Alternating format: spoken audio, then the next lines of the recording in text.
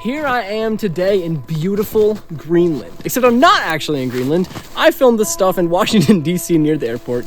So let's go there instead. Transition. Recently, I've become obsessed with Greenland. As somebody who loves exploration and climate science, this should come as no surprise. In recent times, Greenland has gone from a fringe piece of land on the edge of the world to something that is often considered to be Earth's largest laboratory, having significant contributions to and consequences for climate change. But how did this come about? Well, this is a difficult question to answer, and to understand it, we need to truly place ourselves in time and understand the broader context. So, let's begin with the history of the island. Greenland is the largest island in the world at 836,330 square miles and is host to the second largest ice sheet in the world, second only to, of course, the Antarctic ice sheet. But it wasn't always this way. The current ice sheet in Greenland has been present for about 400,000 years, as evidenced and proven by dating the bottom layers and the sediment underneath using ice cores extracted in Greenland. What exactly is an ice core? Well, we'll get there. For now, let's dive into the prehistory.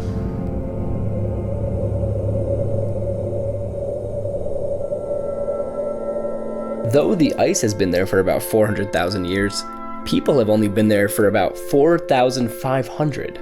Circa 2,500 BCE, two groups of people migrated from the Canadian Arctic archipelago over to Greenland, known archaeologically as Independence I and Sakak. The Independents settled in the high Arctic, while the Sakak settled in the other coastal areas of the island. The Independence I people made it to about 1300 BCE, and the Sakak lasted until 800. The Independence II culture arose around this same time in the region where the Independence I had disappeared. The early Dorset people also came to Greenland around 700 BCE, and these two groups lasted until around the time of Jesus of Nazareth, around 1 CE. After this, Greenland was apparently uninhabited for hundreds of years, until the late Dorset people settled on the Greenland side of the Nares Strait around 700 CE. They would last in the north of Greenland until around 1300 CE. Life in Greenland has never been easy, owing to the incredibly harsh conditions of living there. Below freezing temperatures, which is what it feels like I'm in right now, scarce availability of food, frequency of storms, and annual periods of little to no sunlight for weeks to months on end, depending on your location. But Greenland's first settlers managed to carve out a manageable, stable life here. Though they were able to create a life, they were limited to the coastal regions. Hunting marine and terrestrial species, fishing, and picking berries were necessary for survival, and none of that exists in the interior of the island. In fact, nothing exists there. No animals, no plants. There is nothing to eat and nowhere to hide from the bitter cold, blistering sun, and beastly storms. Life in southern Greenland is much easier, verging on comfortable in the summer, and it is here that the first European settlers came.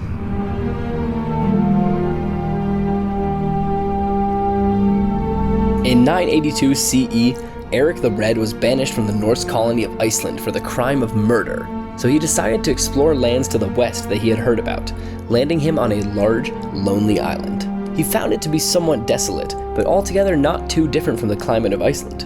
Still, the frozen bays and inaccessible interior of the island posed quite a challenge. Finding such a place, he famously decided to call it Grönland, or Greenland, in an effort to inspire more people to return there with him. When he came back to Iceland in 985 CE, it did just that. Eric left to colonize Greenland with 35 ships, 14 of which survived the journey. 2 Norse colonies were settled in Greenland, and these were known, oh so cleverly, as the Eastern Settlement and the Western Settlement. Not so cleverly, these were not so much west and east as they were both on Greenland's southwestern coast, about 200 miles apart. There, they raised sheep and cows and supplemented their diet with reindeer and seal meat. The Norse, holy shit, that's a fucking plane. What the fuck?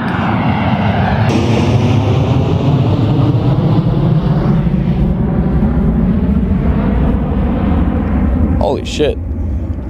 The Norse colonists in Greenland soon established trading routes with people from Iceland and Norway, often trading furs and valuable walrus ivory for things like fabrics, wood, and iron. Occasionally, twisted tusks of narwhals we traded, forming the basis for the mythical unicorn. That was kind of fun.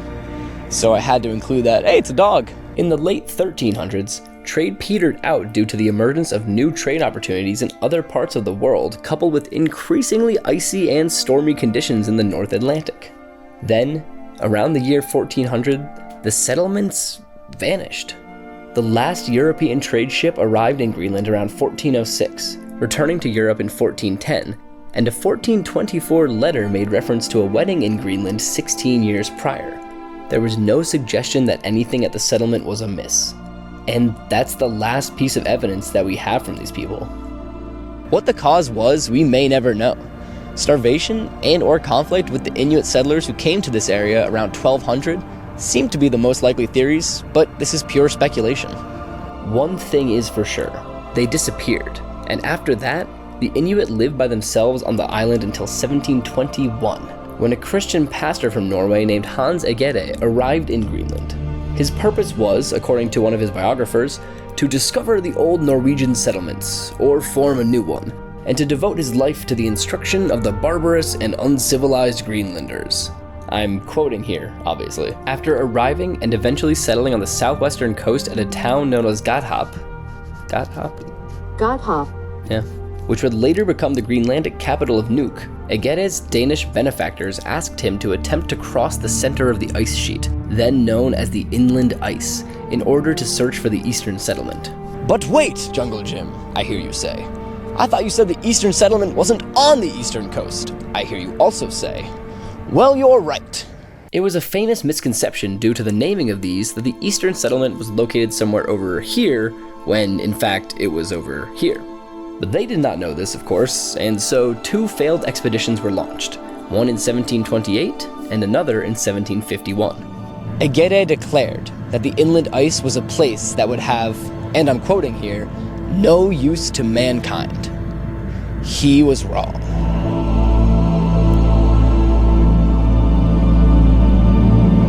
In 1882, a Norwegian sailing vessel named the Viking got trapped in the ice off of Greenland's southeastern coast. While trapped in the ice for a couple of months, one of the passengers, Fridtjof Nansen, became enthralled by the mysterious Greenlandic shoreline visible about 25 miles away.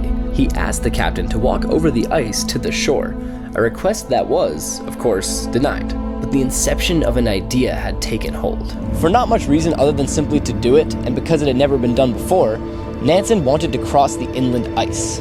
Although it should be said there was some scientific merit and purpose to this mission, as he wanted to measure the temperature and meteorological phenomena that was found there. Nansen's words on this were very prescient. To quote, "Every single section of Earth's surface stands in intimate and reciprocal relation to its neighbors, and so huge a tract of ice and snow must have a profound impact on the surrounding climate." He was absolutely correct. In 1888, Nansen, along with a team of 5 other men, returned to Greenland. His plan was simple: get dropped off as close as possible to the east coast of Greenland, use 2 small wooden boats to pull and float them and their supplies to the shoreline, and ascend the ice sheet and cross it, arriving on the western coast to seek passage back to Europe on a ship. On October 3rd of that same year, all 6 men arrived safely in Godthåb on the western coast. The journey was arduous. They used snowshoes and skis and pulled their own sledges, camping on the ice in freezing temperatures. But they made it. This proved that the journey into the ice was possible. Perhaps if the ice could be crossed, it could be lived on and studied. Nansen's expedition opened the floodgates of Greenlandic exploration. In a classical coincidental convergence of history, an American named Robert Peary had been planning an almost identical trip at the exact same time. After Nansen's 1888 crossing, Peary felt the need to carve out his own slice of history and change course to instead explore the far north of Greenland in 1892. He lived in their newly constructed home called Red Cliff House with his wife and his team for a time, interacting heavily with the Inuit people nearby. He traded with them to acquire dogs to pull their sleds. He also had an affair and fathered a couple of illegitimate children with an Inuit woman. After carefully planning his expedition, Peary and a single companion ventured to a place on the northwestern shore that he christened Navy Cliff because of his background of service in the US Navy. As chance would have it, they arrived there on July 4th of all days. Peary's legacy is sometimes viewed as controversial, particularly in regards to his relationship and dealings with the local Inuit people. Some view it as extortionist and disrespectful, though he made many friends there and provided them with rare goods in their exchanges. In any case, he was not perfect and was, of course, an outsider, a visitor to Greenland. Perhaps only somebody who knows that rugged landscape, those cascading fjords and towering glaciers, and that desolate ice sheet could ever truly appreciate the lives and the culture of those now native to this harsh, unforgiving, beautiful land. About a decade before Robert Peary arrived in Greenland, a young boy named Knud Rasmussen was born in Jakobshavn, which is today Ilulissat. To quote Rasmussen, "My playmates were native Greenlanders. From the earliest boyhood, I played and worked with the hunters, so even the hardships of the most strenuous sledge trips became pleasant routine for me." After a brief saga of higher education in Denmark, he found himself back in Greenland. Knud Rasmussen, who would become one of the most famous and respected Arctic explorers and anthropologists of all time, along with Peter Freuchen, went and established this trading station at Thule in the far north in 1910, not too far from where Robert Peary's Red Cliff House was.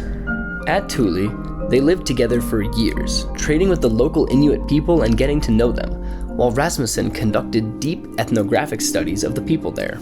From the station, Rasmussen also began to conduct explorations for principally scientific purposes.